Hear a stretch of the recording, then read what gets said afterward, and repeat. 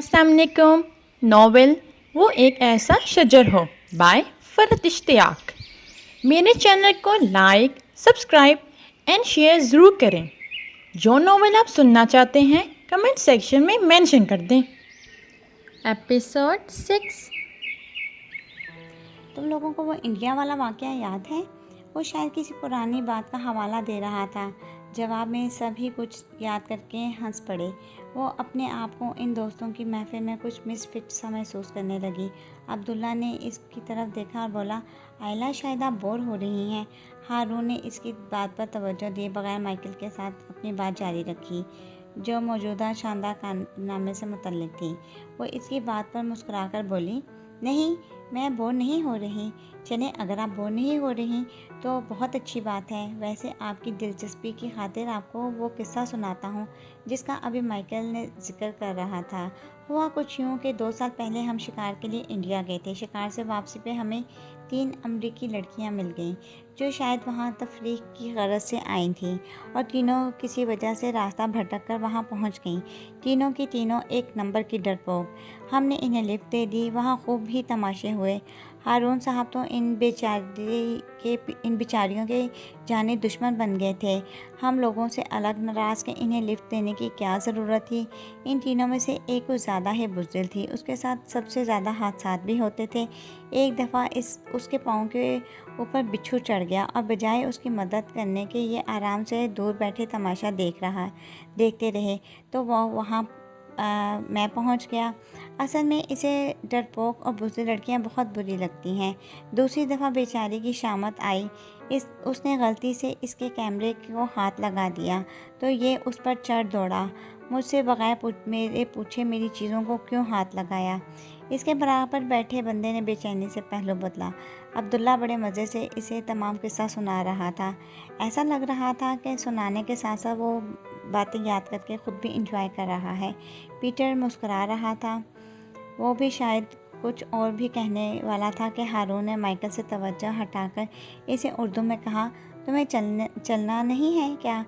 जल्दी नाश्ता ख़त्म करो। और इसके बिला वजह नाराज़ होने पे वो हैरान रह गई कि नाश्ता तो वो कब का कर चुकी है और इसका इंतज़ार कर रही थी। और इसके उर्दू में बोले जाने पर वो तीनों एहतजाजन चीख उठे, ये फाउल है। हमें बताओ तुमने क्या कहा है? वो जवाब में बेनियाजी से कंधे उचकाकर बोला, तुम लोगों के मतलब की बात नहीं थी। देखो इस गद्दार को। अब्दुल्ला ने दांत पीसे। अपना हम वतन मिला तो कैसे हम लोगों से आंखें फेर ली। फिर इसकी तरफ देखकर बोला, आयला आप हमें बताएं, इसने आपको क्या कहा है? मुझे शक है इसने हमारी कोई बुराई की है। इसे ख्वाम घसीटा गया तो वो कुछ परेशान सी होगी और बोली, नहीं ऐसी कोई बात नहीं, ये चलने के लिए कह रहे हैं। उसने झगड़ा ख़त्म करवाने की कोशिश की। फिर वो चारों आपस में आइंदा का प्रोग्राम तरतीब देने लगे। वो खामोश बैठी दीवारों को तकती रही। इन लोगों के मुज़ाकरात ख़त्म हुए और वो चारों खड़े हुए तो आयला भी खड़ी हो गई। इन लोगों से कसदन थोड़ा पीछे चलते हुए वो इन लोगों की बातें सुनती खामोशी से चल रही थी। जब इसने पीटर की आवाज़ सुनी वो अपने दोस्तों को छोड़कर इसके साथ आ गया। मैं आपसे कुछ कहना चाहता हूँ, अगर आप मेरी बेतकल्लुफ़ी का बुरा ना मनाएं। वो पता नहीं क्या कहना चाह रहा था जिसके लिए वो इजाज़त तलब कर रहा था। इसने हैरत से इसकी तरफ देखा और बोली, जी कहिए। आपको शायद ख़ुद भी नहीं मालूम कि आपने बग़ैर हथियार के बहुत बड़ी और मुश्किल जंग जीत ली है। वो इन अल्फाज और इन फ़िक्रों को समझ ना पाई। उसकी तरफ देखने लगी तो वो भी रुक गया और बोला, ये जो मेरा दोस्त है ना, इसे फ़तह करना कोई मामूली काम नहीं। बड़े बड़े लोग इस महाज पर शिकस्त खा चुके हैं। इसकी बात पर वो कुछ पजल सी हो गई और ख्वामख्वाह उंगलियां चटकने लगी। वो इसके घबराए हुए चेहरे को देखकर हंस पड़ा, बोला, मैं ये बात आपसे इसलिए कह रहा हूँ कि मुझे मालूम है कि ये बात आपसे कभी नहीं कहेगा। मैं इसे बहुत अच्छी तरह जानता हूँ। वो बहुत गहरा और बहुत मुश्किल पसंद है। इसे समझना कोई आसान काम नहीं है। वो तो शायद कभी मेरे सामने भी नहीं खुलेगा। हालांकि इसे पता है कि मैं सब जान चुका हूँ, मगर मुँह से कभी नहीं कबूल करेगा। इसे सर उठाकर पीछे की तरफ देखा भी नहीं जा सका। बमुश्किल झुके सर से बोली, आप गलत समझ रहे हैं, ऐसी कोई बात नहीं है। वो इसके चेहरे को बगौर देखता बड़ी संजीदगी से बोला, आप एक बहुत अच्छी लड़की हैं और अगर आपसे मेरी जानबदारी ना समझें तो मैं कहूँगा कि मेरे दोस्त की पसंद बुरी हो ही नहीं सकती। जो लड़की बड़ी खामोशी से इसका ख्याल रखती हो और उसे बग़ैर पूछे उसे बग़ैर चीनी की चाय पेश करती हो, वो यकीनन बहुत ही अच्छी होगी। उसका शर्म से सुर्ख पड़ता चेहरा देखकर वो हंस पड़ा, बोला, मेरा दोस्त बहुत अच्छा है, बहुत मोहब्बत करने वाला। जो एक दफ़ा इसे समझ ले इसी का हो जाता है। अच्छी लड़की इस बात को अना का मसला बनाकर अपने और इसके लिए परेशानियां मत खड़ी करना कि वो इजहार करे। अभी वो तुम्हें छोड़ने जाएगा तो सिर्फ मेरी खातिर ही तुम पहल कर देना प्लीज़। वो इसकी तमाम बातों को तरदीद कर देना चाहती थी, उसे बताना चाहती थी कि वो बिल्कुल गलत समझ रहा है। वो उसके तासुरात को समझ कर बोला, मैं सिर्फ इसी का ही नहीं तुम्हारा भी दोस्त हूँ, लिहाजा मुझसे झूठ मत बोलो। वो लोग जो मरकज़ी दरवाजे तक पहुंच चुके थे इन दोनों को सुस्त कदमों से आता देखकर वहीं रुक गए। करीब पहुंचे तो माइकल बोला, क्या हुआ, कहाँ रह गए थे? जवाब में पीटर मुस्कुराया, बोला, मैं आयला को यहाँ का तारीख़ी पस मंज़र बता रहा था। लो, ये भी कोई मौका है तारीख खंगालने का? अब्दुल्ला चिढ़कर बोला। फिर हारून से मुखातिब हुआ, जो बड़ी मुश्किल से एक नज़र पीटर और एक नज़र आयला पर डालकर अब बड़ी लापरवाही से खड़ा था। हारून, जल्दी वापस आना, मैं इस सड़े हुए होटल में पड़े पड़े बुरी तरह बोर हो गया हूँ। वो इसकी बात पर सर हिलाता जीप पर सवार हुआ तो आयला ने भी इन लोगों से अलविदाई कलमात कहे और जीप में बैठ गई। पीटर की तरफ देखने से उसने ग्रेस किया था। वो लोग हाथ हिलाकर गर्मजोशी से इसे अलविदा कह रहे थे। जीप स्टार्ट हुई तो उसने मुड़कर पीछे देखा, वो लोग अभी भी वहीं खड़े हैं। वो अपनी तवज्जो ड्राइविंग पर मरकूज़ किए हुए था और खिड़की से शहर की रौनक और चहल पहल देख रही थी। यूं ही ड्राइव करते कितना ही वक्त गुजर गया मगर दोनों में कोई बात नहीं हुई। वो अपनी मंजिल के करीब पहुंच चुकी थी। एड्रेस बताओ। बड़ी देर बाद खामोशी का पर्दा चाक करती उसकी आवाज़ सुनाई दी तो वो एड्रेस बताने लगी। घर पहुंचने की खुशी में वो तमाम बातें भूल गई। ज़िंदगी के कितने ही अजीब व गरीब तजर्बात से गुजरती वो वापस अपने असल की तरफ लौट आई थी। जीप इसके बताए हुए मतलूबा मकान के सामने रुकी तो वह तेज़ी से दरवाज़ा खोलकर बाहर उतर आई और भागते हुए बैल पर जो हाथ रखा तो हटाना ही भूल गई। वो जीप में बैठा इसका वालहाना अंदाज देख रहा था। गेट खोलकर रहमत ने उसे देखा तो खुशी से उछल पड़ा। बेटा, आप आ गई, शुक्र है खुदा या। सब लोग किस कदर परेशान थे, आप ठीक तो हैं? वो एक सांस में ही कितनी ही बातें कर गया और वो बगौर उसके चेहरे की तरफ देखती रही जिस पर किसी इंतहाई शदीद हादसे के गुजर जाने का तासुर नज़र ना आए तो उसने सुकून का सांस लिया और बोली, जी मैं ठीक हूँ। लैला और दानिश कैसे हैं? उसके चेहरे के तासुरात ने हौसला बख्शा जो वो इन दोनों के मुतल्लिक पूछने लगी। वो दोनों हॉस्पिटल में एडमिट हैं, बीबी और साहब दोनों हॉस्पिटल गए हैं, वैसे वो दोनों ठीक हैं। वो इसे हॉस्पिटल के नाम पे परेशान होता देखकर फ़ौरन वजाहत देने लगा।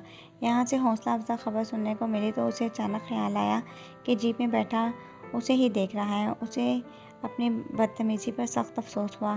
क्या सोचता होगा मेरे बारे में कि मैं कितनी एहसान फरामोश हूँ और कितनी मतलब परस्त लड़की हूँ।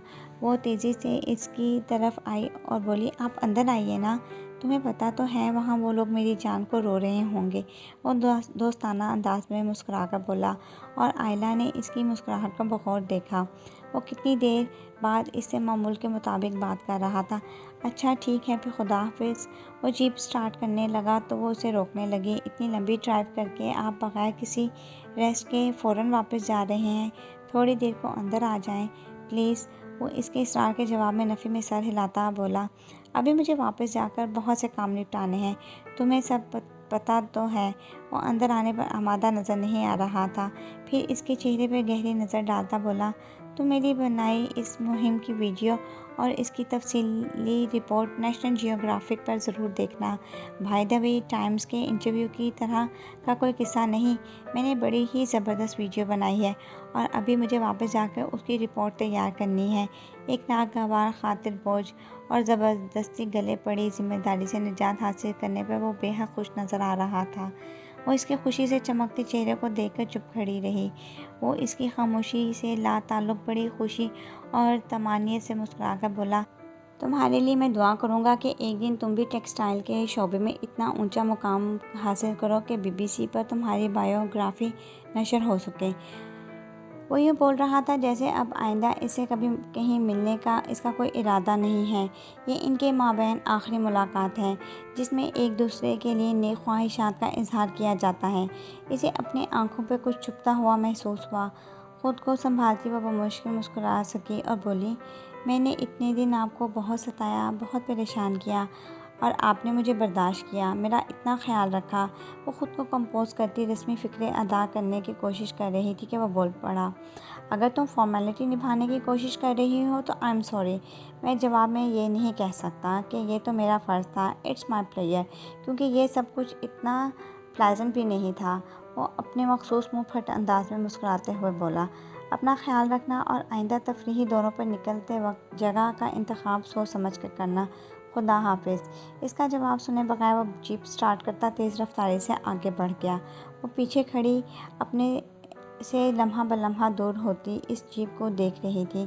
तो फिर ये तय है कि ये चेहरा अब मुझे उम्र भर कभी नज़र ना आएगा। ये चेहरे मैं इस चेहरे की शबीह तक नहीं देख पाऊँगी और ढूंढूंगी और वो चेहरा दुनिया के हजूम में कहीं खो जाएगा। मैं इसे कभी तलाश नहीं कर पाऊंगी। वह थके थके कदमों से अंदर चलेगी। इसका सदका उतारा गया, शुक्राने के नवाफिल अदा किए गए, ज़िंदगी इसकी ज़िंदा सलामत बखैर आफियत वापसी पर सब ने शुक्र अदा किया, ख़ासतौर पर चची जान जिन्हें पराई बच्ची की फ़िक्र खाई जा रही थी। अपनी बेटी और दामाद से ज़्यादा इन्हें इसकी फ़िक्र लगी थी। वो तो खैर गुजरी जो इतने दिनों में पाकिस्तान से कोई फ़ोन वोन नहीं आया, वरना तुम्हारे बारे में ये मैं क्या कहती। चची जान गुजरे वाक़यात पर अभी तक शाक की कैफियत में थी। लैला और दानिश काफ़ी शदीद चोटें आई थीं। बेटी को इतने बुरे हालों में पड़ा देखकर चची ने फिलवक्त डांट फटकार का प्रोग्राम मुलतवी कर दिया, मगर यह खामोशी किसी तूफ़ान का पेश खैमा है। ये बात आयला अच्छी तरह जानती थी और इसके ख़यालात की तस्दीक चची जान ने उस रोज़ हॉस्पिटल से घर वापस आते ही गाड़ी में कर दी। बहुत हो गई इस लड़की की बेसरोपा हरकतें। खुद तो खुद सरी दिखाई, दूसरों को भी अपने साथ मनवाने में कोई कसर नहीं छोड़ी। बस अब इसकी रुखसती करवा दो, मैं फिर ये जाने और इसके ससुराल वाले, चाहे तो खलाओं में जाए या समुंदर की तहों में, मेरी बला से। अगर तुम्हें कुछ हो जाता तो मैं और तुम्हारे चचा मियाँ तो भाई और भाभी जान को क्या मुँह दिखाते। वो लैला की हमायत में कुछ बोलकर इनके गुस्से को बढ़ाना नहीं चाहती थी, इसलिए चुप बैठी इनका गुस्सा मुलाहिजा करती रही। 15-20 रोज़ हॉस्पिटल में रहकर वो लोग घर वापस आए तो इसने भी रखते सफ़र बांधा। भाभी ने फ़ोन करके नाक में दम कर दिया था, तुम्हारे बगैर दिल नहीं लग रहा, जल्दी से वापस आ जाओ, मोनी की बर्थडे भी आने वाली है। आखिर तुम कब आओगी? अगरचा कि मोनी की बर्थडे में अभी 2 माह बाकी थे। इसे जाने की तैयारी करते देख के लैला इसे लड़ने लगी, इतनी जल्दी वापस? अभी तो हम लोगों ने सारी बातें भी नहीं की। मैंने तुमसे तुम्हारे ऊपर गुजरने वाले हालात के बारे से भी सही से नहीं सुने। वो इसलिए अपने ऊपर गुजरे हालात सुनाना भी नहीं चाहती थी, इसलिए सिर्फ मुस्कुराने पर ही इक्तफ़ा किया। जबकि चची जान ने इतने दिनों की खामोशी के बाद बेटी को सख्त निगाहों से घूरते हुए कहा, पहले ही तुम्हारी करम नवाजियों के मज़े वो अच्छी तरह उठा चुकी है, इसे जाने दो। मैं चाहती भी नहीं हूँ कि इसके ऊपर तुम्हारा साया पड़े और ये तुम्हारी तरह खुदसर और ज़िद्दी हो। इस बार क्योंकि मामला ज़्यादा ही संगीन हो गया था, चुनांचे चचा मियाँ भी चची जान के हमनवा नज़र आए और लैला बेचारी की अनकरीब आने वाली शामत का सोचकर उसे अभी से हंसी आने लगी। रवानगी से कबल अकेले में चची जान ने उसे समझाया, हमारे यहाँ के लोगों की जहनीत बहुत ख़राब है। इन तमाम बातों का जिक्र लैला समेत किसी से भी मत करना। लड़कियों के लिए कहीं कोई माफ़ी नहीं होती, ज़रा सी बात उनके किरदार पर धब्बा बन जाती है। भाभी को बताना चाहो तो बता देना, बाकी किसी दोस्त को ना बताना। वो चची जान को पहले ही रोज़ अपने जंगल में क़याम और हारून के बारे में मुख्तसर लफ्ज़ों में बता चुकी थी। इनकी बातों को उसने पल्लू से बांध लिया और किसी से तो क्या अपनी अम्मी से भी इन वाक़यात का जिक्र ना किया। वो वापस आ गई थी, एक बदली हुई शख्सियत उसमें ढल कर। लैला की तरफ जाने महफिल तो वो पहले भी ना रही थी, मगर अपने करीब तरीन लोगों के लिए वो बेहद जिंदा दिल और खुश मिजाज लड़की थी। इसकी तब्दीली को सभी ने महसूस किया। सबके बारहा पूछने पर वो यही कह पाई, मेरा ख्याल है अब मैं बड़ी हो गई हूँ, इसलिए अब थोड़ा सा सोबर और मैच्योर हो ही जाना चाहिए। इसकी वापसी के महज 2 माह बाद लैला की रुखसती कर दी गई। इस बेचारी के लाख वावेला मचाने पर भी किसी ने इस पर रहम नहीं खाया।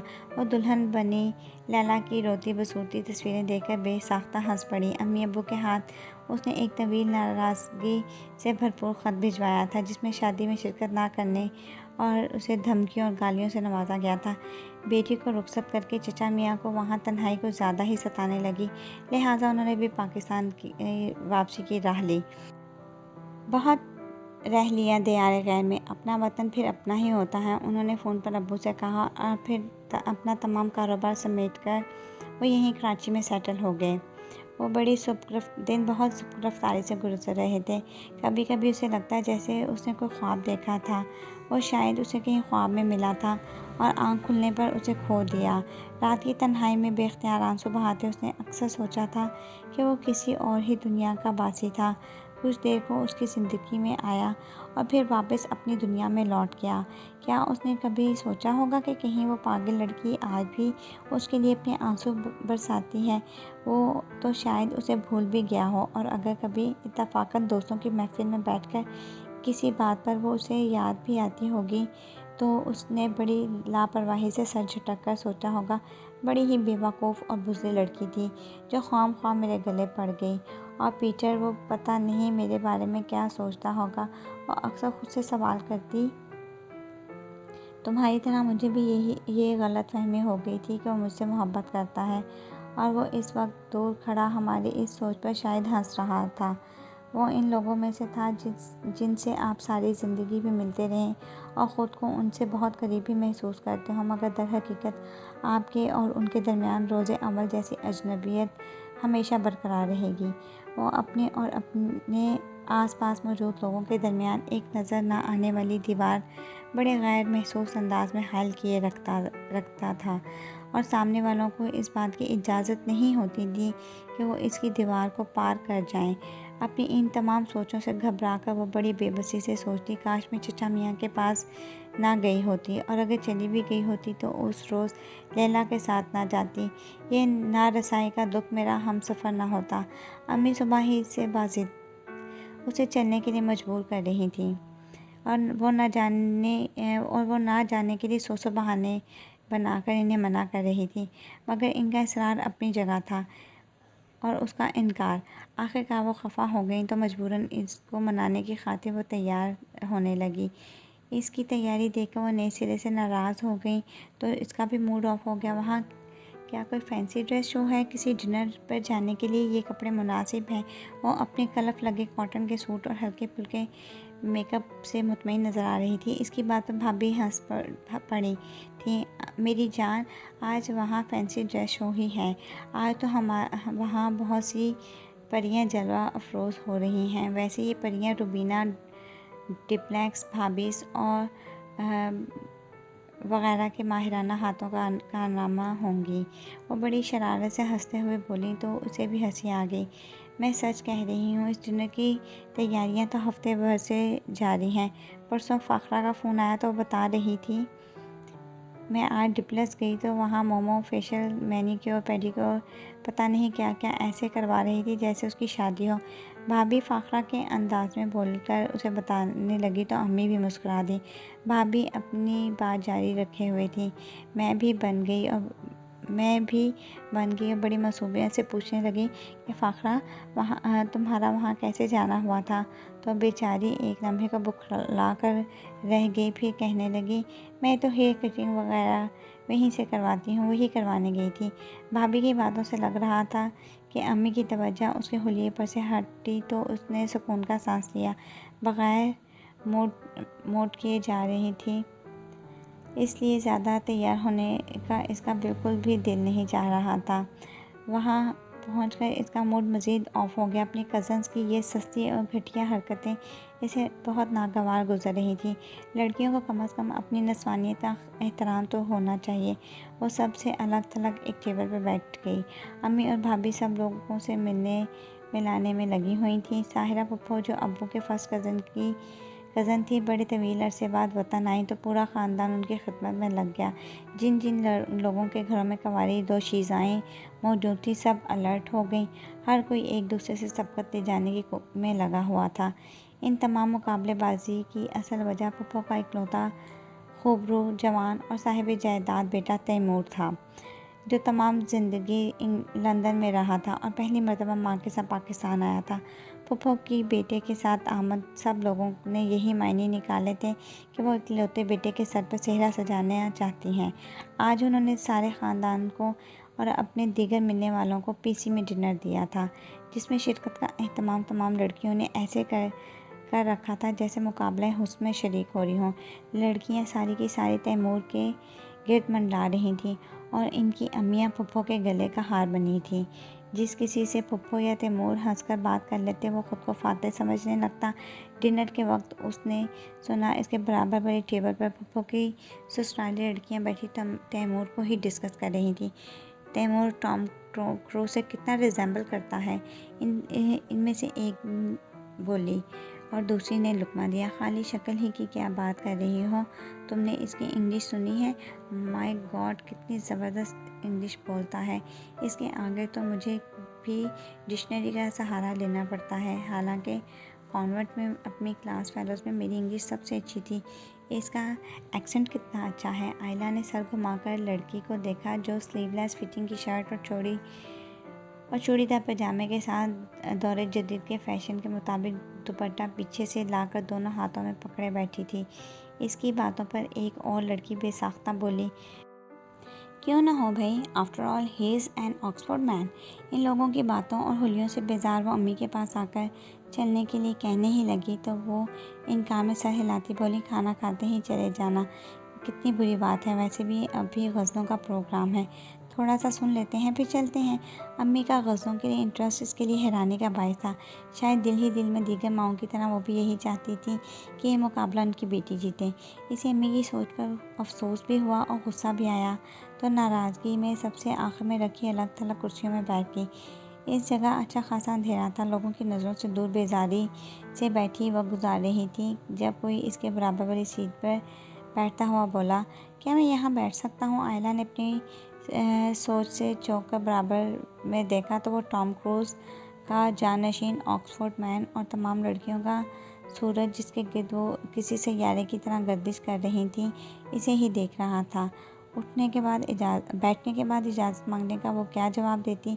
इसे बगैर कोई जवाब दिए वो दोबारा सामने देखने लगी जहाँ गज़ल को अपनी सुरीली आवाज़ का जादू जगा रहा था। हाथ दिया उसने मेरे हाथ में, मैं तो वली बन गया एक रात में। वो गज़ल के बोलों की तरफ तवज्जो मरकूज़ कर ही रही थी। अब वो दोबारा इसकी तरफ मुखातिब हुआ, आपको शायद गज़लें पसंद नहीं इसलिए बोर हो रही हैं। उसे ख्वामख्वाह से चिढ़ होने लगी जो बिला वजह का उसके सर पर सवार हो रहा था। महफिल में मौजूद तमाम लोगों की तवज्जो गज़लों से हटकर अब उस अंधेरे कोने पर थी जहाँ वो महफिल की जान एक बड़ी ही मामूली और आम सी लड़की जो हरगिज़ किसी गैर ज़रूरी तवज्जो के काबिल ना थी के बराबर बैठकर तमाम लोगों की उम्मीदों पर पानी फेरने की कोशिश कर रहा था। वो इसके जवाब ना देने का बुरा मनाए बगैर बोला, मुझे भी गज़लें पसंद नहीं, अलबत्ता यहाँ का फोक म्यूज़िक अच्छा लगता है। फोक म्यूज़िक पसंद है इसलिए गज़लें सुन रहे हैं। अगर गज़लें पसंद होती तो शायद फोक म्यूज़िक सुनते। वो मजाक उड़ाने वाले अंदाज में बोली तो वो बग़ैर बुरा मनाए बड़ी खुश दिली से हंस दिया, बोला, जितनी खूबसूरत हो उतनी ही ज़हीन भी हो और मुझे ज़हीन लड़कियां बहुत अट्रैक्ट करती हैं। और जहाँ से आया था वहाँ भी बाकी की बड़ी आम सी बात थी, मगर यहाँ जिससे ये बात कही गई थी वो एकदम अपनी कुर्सी छोड़कर खड़ी हुई तो वो भी उठ खड़ा हुआ और इसके चेहरे के गुस्से और नाराज़गी को हैरत से देखता हुआ कुछ कहना ही चाहता था कि वो फ़ौरन अगली नशिस्तों की तरफ बढ़ गई जहाँ अम्मी वगैरह बैठे थे। उसने उसने तमाम लोगों को बगौर अपनी तरफ देखता पाया तो गुस्सा कुछ और सवा हो गया। तमाम लोगों के चेहरे बुझे बुझे नज़र आ रहे थे। वो लड़कियां जो कुछ देर पहले बहुत चहक रही थी, रवानी से अपनी तमाम गुफ्तगू इंग्लिश में कर रही थी, अब जैसे इस जगह से बेजार हो रही थी। इंग्लिश की जगह दोबारा उर्दू ने ले ली थी और अम्मी से वापसी के लिए वाजिद हुई तो उन्होंने इसकी बात मानते ही बनी। अगला दिन पूरे ख़ानदान की लड़कियों के लिए बहुत बड़ा सदमा लेकर आया। फूफा अपने लाडले के लिए इस का रिश्ता मांगने के लिए आई थी। अम्मी के पांव ज़मीन पर नहीं टिक रहे थे। लाडली बेटी के लिए जैसा शरीके सफ़र उन्होंने सोचा था उससे भी बढ़कर था। भाभी इसे गुदगुदा रही थी, छेड़ रही थी। अच्छा तो जानकर इतने सादे से हुलिये में गई थी ताकि दूसरों से मुनफरिद नज़र आओ। अम्मी अब्बू ने रस्मी तौर पर सोचने के लिए वक्त मांगा, जिसके बारे में सभी को यकीन था कि जवाब हाँ में ही होगा। उसने भाभी के सामने इस रिश्ते से इनकार किया तो वो इसे ऐसे देखने लगी जैसे इसकी दिमागी हालत पर शक हो। तुम पागल वागल तो नहीं हो गई? अरे खुशकिस्मती तुम्हारे दरवाजे पर दस्तक दे रही है और तुम बेवकूफ़ी की बातें कर रही हो। ऐसा शायद शानदार बंदा तो किसी भी लड़की का आइडियल हो सकता है। ऑक्सफोर्ड का पढ़ा लिखा, काबिल और ज़हीन शख्स जो बेहद खूबसूरत और दौलतमंद भी हो, और उसके लिए कोई पागल लड़की ही इनकार करेगी। लंदन के मेयर और बड़े बड़े अफसरान तो इसके ज़ाती दोस्तों में से हैं। सराय महल से भी ज़्यादा आलीशान इसका अपना पैलेस है जिसमें तुम राज करोगी। इसके इनकार की वहाँ कोई हैसियत ना थी। सब खुश थे। इसके चेहरे की उदासी शायद बेतहाशा खुशी में भी किसी को नज़र नहीं आ रही थी। इन्हीं दिनों लैला और दानिश शादी के बाद पहली मर्तबा पाकिस्तान आए। लैला ये खबर सुनते ही सबसे पहले उसे मिलने चली आई। वो अपने कमरे में तकिए में मुँह दिए पड़ी थी। जब वो आदत के मुताबिक चीखती चिल्लाती अंदर आई और आते ही इसके मुंह पर से तकिया घसीटते हुए बोली, बहुत खूब सारी दुनिया को बेआराम करके खुद आराम फरमा रही हो। वो बड़ी खुश नज़र आ रही थी। तुम्हारी सलाहियतों पर तो मुझे कभी भी शक नहीं था। तुम खुद ही अपने आप को अंडर एस्टिमेट किया करती थी। मुझे कहती थी कि मैं आए रोज़ कोई ना कोई फितना खड़ा किए रखती हूँ, और ख़ुद ने क्या ज़बरदस्त काम किया। पूरे ख़ानदान की लड़कियों के सीनों पर सांप लौट रहे हैं। अम्मियाँ दुपट्टे फैला कर तुम्हें बददुआएं दे रही हैं। वो अपनी बात को एंजॉय करके खुद ही हंसने लगी। फिर बोली, आजकल तुम्हें हिचकियाँ तो खूब आती होंगी। अचानक उसकी नज़र उसके रोए हुए चेहरे पे पड़ी तो खामोश हो और चुप होकर गौर से उसे देखने लगी। क्या बात है आयला, तुम खुश नहीं हो? इसने जवाब ना दिया और सर झुकाकर बैठी रही तो वो इसका सर ऊपर उठाकर बोली, तुम रोई थी? और अपने आंसू उस वक्त लैला से भी छुपाना चाह रही थी। इसने उसका हाथ झटक कर खड़ी होने लगी तो उसने कंधों पर हाथ जमा कर बोली, बड़े अफसोस की बात है, मैंने आज तक तुम्हें अपनी सबसे अच्छी दोस्त समझा, अपनी हर बात तुमसे शेयर की, और तुमने जवाब में मेरे साथ क्या किया? जल्दी बताओ, तुम कौन कौन सी बातें मुझसे छुपाई हुई हैं, वरना अभी और इसी वक्त बचपन की इस दोस्ती पर लानत भेजकर यहाँ से चली जाऊँगी।